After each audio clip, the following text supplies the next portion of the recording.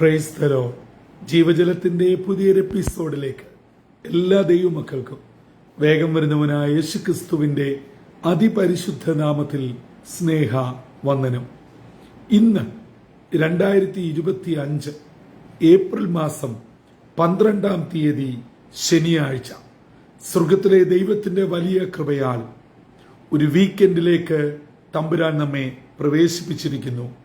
ഓരോ ദിനരാത്രങ്ങൾ സ്വർഗത്തിലെ വലിയ സംരക്ഷണയാൽ നാം ഏവരും പരിപാലിക്കപ്പെടുന്നു. എല്ലാറ്റിനും സ്തുതി സ്തോത്രങ്ങൾ അർപ്പിച്ചുകൊണ്ട് ഇന്നത്തെ വാഗ്ദത്ത വചനത്തിനായി ഒരുങ്ങാം.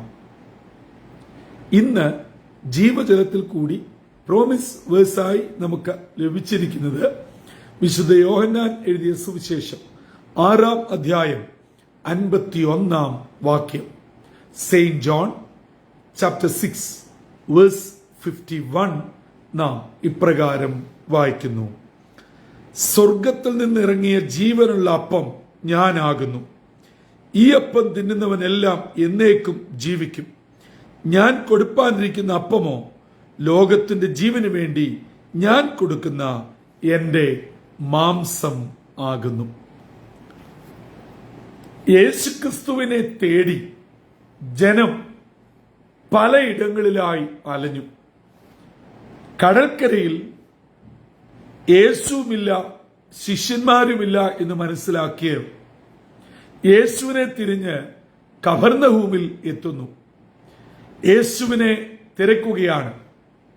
യേശു അവരുടെ ആ ശുഷ്കാന്തി കണ്ടിട്ട് പറയുകയാണ്, നിങ്ങൾ അത്ഭുതങ്ങളൊന്നും കണ്ടിട്ടല്ല എന്റെ പിന്നാലെ വന്നത്, അപ്പം തിന്നതുകൊണ്ടാണ്.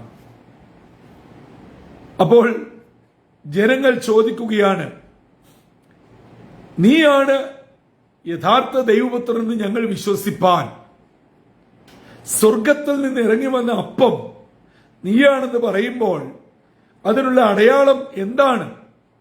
യേശു അവരോട് പറയുകയാണ്, നിങ്ങളുടെ പിതാക്കന്മാർ മോശ നൽകിയ അപ്പം തിന്നു മരിച്ചുപോയി. എന്നാൽ ഞാൻ നിങ്ങൾക്ക് സ്വർഗത്തിലെ പിതാവിങ്കിൽ നിന്ന് ഇറങ്ങി വന്ന ജീവന്റെ അപ്പം നൽകും. ഞാനാണ് ജീവന്റെ അപ്പം. ആ ജീവന്റെ അപ്പം കഴിക്കുന്നവർ നിത്യജീവൻ പ്രാപിക്കും.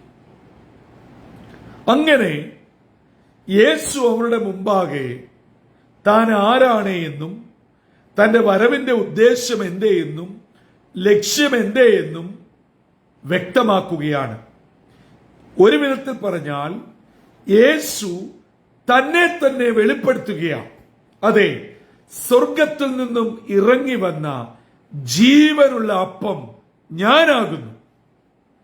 അതെ, ഞാൻ നിങ്ങൾക്ക് തരുവാനുള്ള അപ്പമോ മോശ മരുഭൂമിയിൽ മന്ന നൽകിയതുപോലെ അല്ല, എന്റെ മാംസമാണ്, എന്റെ ശരീരമാണ്. ലോക ക്രൈസ്തവ ജനത പാഷൻ വീക്കിനോട് അടുത്തു കഴിഞ്ഞു. നോമ്പ് കാലഘട്ടത്തിന്റെ അവസാന ദിനരാത്രങ്ങളിലേക്ക് പ്രവേശിക്കുന്നു. അതെ, ലോകത്തിന് തന്നെ തന്നെ വെളിപ്പെടുത്തിയ ജീവന്റെ അപ്പമാകുന്ന ക്രിസ്തു വർഷാവർഷം ആചരിക്കപ്പെടുന്ന ഒരു പ്രതിഭാസമായി നോയമ്പുകളും കഷ്ടാനുഭവ ആഴ്ചകളും തീരുമ്പോൾ യേശുവാകുന്ന ജീവന്റെ അപ്പമാകുന്ന നിത്യജീവനെ ഭക്ഷിക്കുന്നവർ നമ്മുടെ കൂട്ടത്തിൽ എത്ര പേരുണ്ട് പ്രിയമുള്ളവരെ? അതുകൊണ്ട് യേശുവാകുന്ന ജീവമന്നയെ ഭക്ഷിപ്പാൻ ഇന്നത്തെ ദിനം ദൈവത്തിന്റെ പരിശുദ്ധാത്മാവ് എന്നെയും നിങ്ങളെയും ആഹ്വാനം ചെയ്യുകയാണ്. അതുകൊണ്ട് യേശു അപ്പമെടുത്ത് വാഴ്ത്തി നുറുക്കി ശിഷ്യന്മാർക്ക് കൊടുത്തിട്ട് തന്റെ ഈ ഭൂമിയിലെ അവസാന രാത്രിയിൽ പറഞ്ഞു, ഇത് എന്റെ ശരീരമാണ്.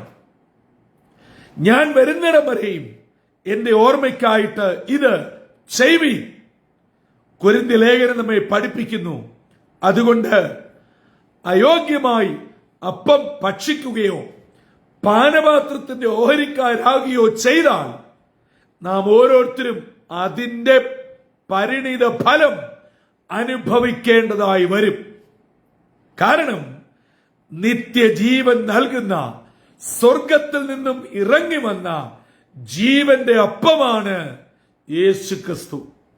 അത് നാം വിശ്വാസത്തോടെ ഉൾക്കൊള്ളുമ്പോൾ നമ്മിൽ ആ സ്വർഗീയ ജീവൻ തുടിക്കണം, നമ്മിൽ നിത്യജീവൻ അങ്കുരിക്കണം.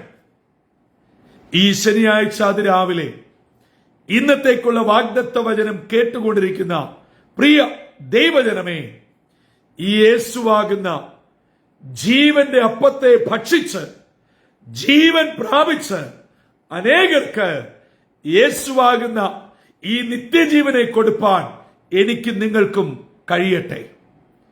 നമ്മുടെ ജീവിതത്തിന്റെ പല മേഖലകളും ജീവനില്ലാത്ത അവസ്ഥയിലാണ് എന്ന് പറയുമ്പോൾ നമ്മെ അലട്ടുന്ന ജീവിതത്തിന്റെ വിവിധ വിഷയങ്ങളാൽ ഭാരങ്ങളാൽ നാം നിർജീവാവസ്ഥയിലാണ്. പ്രാർത്ഥിക്കുവാൻ, ദൈവത്തിന് നന്ദി കരേറ്റുവാൻ, വചനം വായിക്കുവാൻ, കൂട്ടായ്മ ബന്ധം പുതുക്കുവാൻ ഇതിനൊന്നും നമുക്ക് കഴിയുന്നില്ല. കാരണം അനുദിന ജീവിത ഭാരങ്ങൾ നമ്മെ അലട്ടി നമുക്ക് ദൈവം തന്ന സകല നന്മകളെയും നമ്മൾ മറന്ന് ഭാരത്തിൽ മുഴുകി ജീവിക്കുന്നവരാ. നാം അങ്ങനെ ആകരുത്. തന്റെ ശരീരം നമുക്ക് വേണ്ടി നൽകിയത് നമ്മിൽ നിത്യജീവൻ ഉളവാകുവാനാണ്.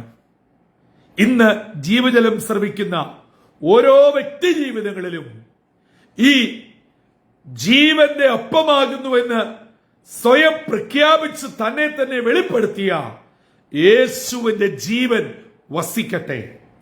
ആ ജീവൻ വസിക്കുന്നവർ നിശ്ചയമായും അനുഗ്രഹിക്കപ്പെട്ടവരാകും. സന്തോഷത്താൽ നിറയും. നിരാശയും സങ്കടവും വിഷമവും ഭാരവും ഒക്കെ മാറി അനുഗ്രഹിക്കപ്പെട്ടവരായി ദൈവകൃപയിൽ മുന്നേറുവാൻ ഇടയായിത്തീരും.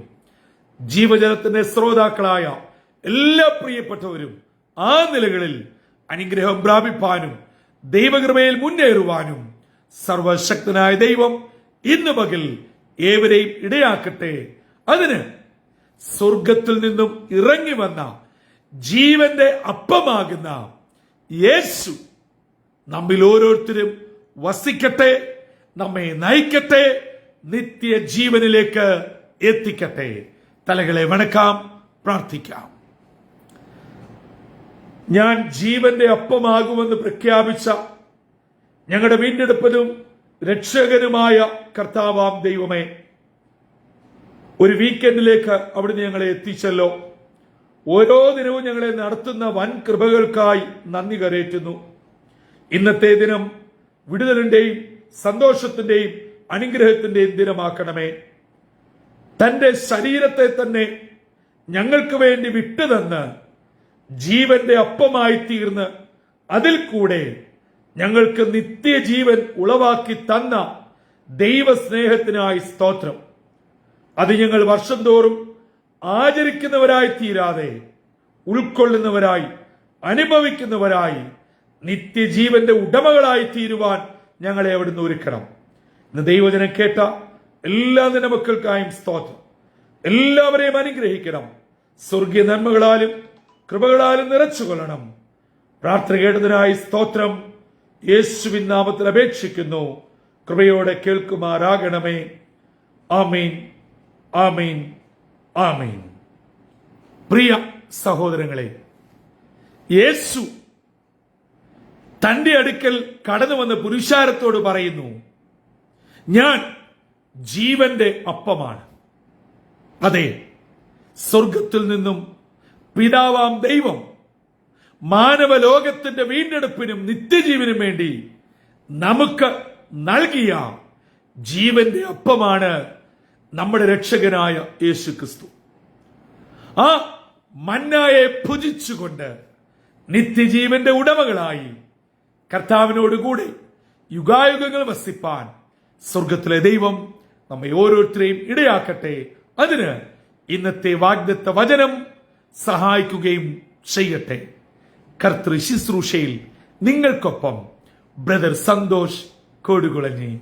God bless you all.